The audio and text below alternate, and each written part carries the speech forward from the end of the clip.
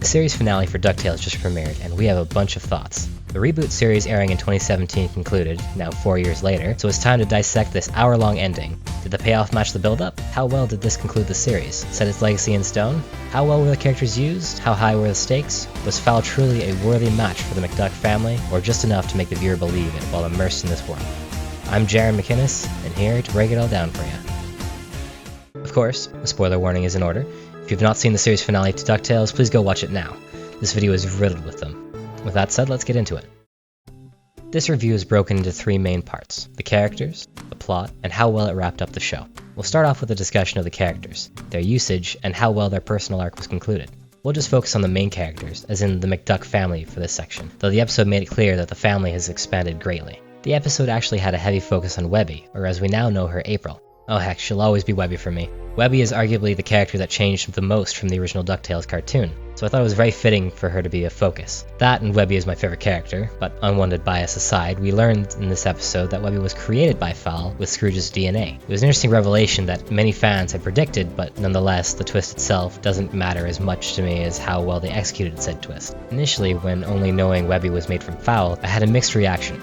I had really enjoyed Webby's optimistic outlook as a character up to that point, and I was afraid the writers would come out of that self-reflective arc with less of that signature, lovable energy. Maybe she would even turn against the McDuck family and gain a dark aesthetic, and luckily this wasn't the case. Webby did show a bit of a darker side, a more emotional side when confronting Beakley as June, but this didn't come across as forced and felt natural and well-earned for her character. She had been left in the dark her whole life and was tired of waiting. She still showed the same determination she always has, just with a different perspective. And finding out that she was made from Scrooge's DNA was the perfect icing on the cake. Webby didn't need everyone to tell her who her family was. She already knew. She didn't care that she was made. Heck, she wouldn't care if she were made of cream corn. Webby was a character who was certain of herself and her family, and her realizing that was what made this episode so special. Next we'll move on to the three triplets themselves, Huey, Dewey, and Louie. Dewey and Louie had a B-plot on the plane, similar to Della and Donald, which I'll talk about in a minute. Huey was taken alongside Webby on purpose to Fowl and talk to Bradford. I'll be honest, I wasn't fond of Huey believing Bradford, given how skeptical he is, plus he with the McDucks has fought against him too much to believe at his word. This didn't necessarily hinder my enjoyment, it just seemed unnecessary. All we learned was that Bradford's grandmother was the founder of the Junior Woodchuck. Overall, I preferred Dewey and Louie, though they actually had less screen time. Their side plot consisted of flying the plane and finding Huey and Webby. Dewey is hesitant as opposed to his typical daring nature, but Louie encourages him in a very wholesome sibling moment. Overall, the three boys were used well, though I wish they did have a little bit more of the focus. Della and Donald's side plot was very well done, and I think their usage was the perfect amount. We got to see the original trio take on a bunch of Fowl soldiers with ease, which is always a pleasure to see. Donald planned to leave his family to take a well-deserved break with Daisy, but didn't tell his sister. Della is devastated, she just got back, and he is already leaving her again. The moments between these two were both comedic and an emotional payoff. They were great.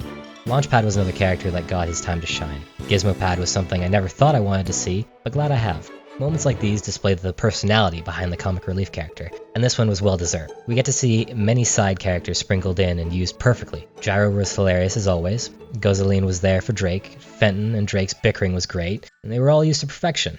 Now, I know I've been saying a lot of things I loved about this, and a few things that bothered me a little bit, but not enough to hinder my enjoyment. There's one thing that did bother me. The few missed opportunities, specifically for Dewey, and Lena and Violet, more so Lena. The episode mainly consists of Webby questioning who she is and being led to believe she needs more information by May and June. She wants to understand who she is and learn about her family, but she was led to believe nobody would understand that, but Dewey would.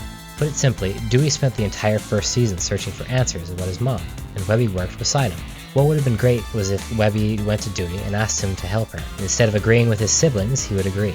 He'd go willingly, and they'd go together in place of Huey. They could have had an emotional talk about desperation and found family, which would have naturally led to Webby's speech to May and June when tied up with the others. Lena and Violet should have been used more, and this is not my bias towards Lena. Okay, maybe a little, but all of the other characters got moments to shine. This was a Webby-centered finale, and other than Webby, Lena is a staple of the 2017 DuckTales series. She was a new character that was incredibly compelling, his niece. She went from a rebel teen to suspicious, to an active antagonist who was misunderstood. She was then possessed by Magica, resulting in her being blasted into the Shadow Realm, where she became a shadow. Jealous of Violet, however, from there she became a magic, confident sorceress being, as she had gone through many horrible events, resulting in astronomical levels of trauma and turmoil. But despite all that, Webby was always beside her. She didn't care if she was a shadow or a sorceress. Lena could have been there for Webby. She could have said, "You're made of DNA, so what? I'm a shadow, and you've stood by me forever." It practically wrote itself. There was no doubt a lost opportunity, but I'd like to move on from the ranting. Next, the plot.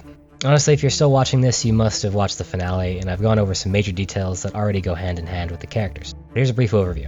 The episode opens on a birthday party cover-up, where there are a lot of character and plot callbacks, such as the soda Webby gets in a water cup as she learned from Louie in Season 1, or Gladstone and the Ocean Guy. I really like how abruptly it started, as if we were in the middle of a plan Scrooge and the gang had planned off-screen, and the viewer had to wait a few minutes before figuring it out. The gang takes out Fowl's cameras, and they split into teams to catch Fowl. Fowl's gone. They find 2 clones they left behind, clones of Webby. This was the moment I was really invested. The Ducktales writers are very good at grabbing the viewer's attention and keeping it. Webby is taken by the clones in a pretty cool action sequence, I have to say. The fight scenes in this are remarkable. I really have to commend the Ducktales team on this. The animation has improved so much, and you can tell all the detail they fit in every frame. Webby switches outfits with June, and Huey sneaks on the ship. The others all go to find Webby. She sneaks around and finds out she was made by Fowl, and Huey and Bradford talk woodchuck, to put it simply. More fun action sequences, and we get to the last scene.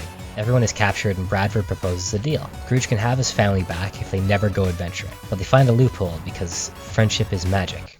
Wait, no, family is the greatest adventure of all. That's it. Overall, the plot was solid. All the Fowl build-up ended in the way I expected. Heck, it even exceeded my expectations in some parts. Bradford was an interesting antagonist because he wasn't a typical villain. He wanted what was best for Duckburg, and Scrooge's adventuring stood in the way of that. The end was ironic, however, because despite growing to a massive scale with black and red armor, he refuses to admit he's a villain. Also, Black Heron just dies, and the old villains come at the end as well. And the McDucks all wave happily at them as they fly away, so yeah. General note, I liked how the world wasn't at stake here, the Duck family was. This worked better than Magic's Takeover or the Moon Invasion because the audience knows the world won't end.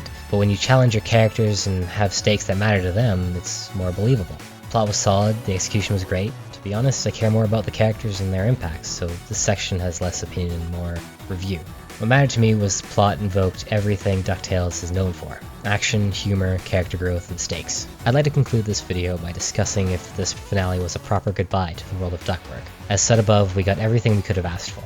Every character got a moment to shine and were placed in the plot perfectly where they could thrive. There were significant and believable stakes that made the viewer think just for an instant maybe the McDuck family will pull through. But it's Ducktales, so they did. The legacy of Ducktales as a Disney afternoon cartoon back in the 90s was set in stone. Kids all around the world adored that cartoon, tuning in every Saturday to watch the newest adventures of Scrooge McDuck and his nephews. I hope that the legacy of the reboot will be a good one, something that lived up to and exceeded the precedent set by the original. It's sad to see the show go, but despite all the flaws, this finale set in stone like a great show. Old characters like Scrooge, adapted characters like Webby and the boys, and new characters like Lena and Della, they all combine to make the show we all love. So let's not all be sad the show's over, and celebrate the legacy left behind. As always, thank you so much for watching. Please like and subscribe to see more cartoon content. Comment down below your thoughts on the finale, and take care.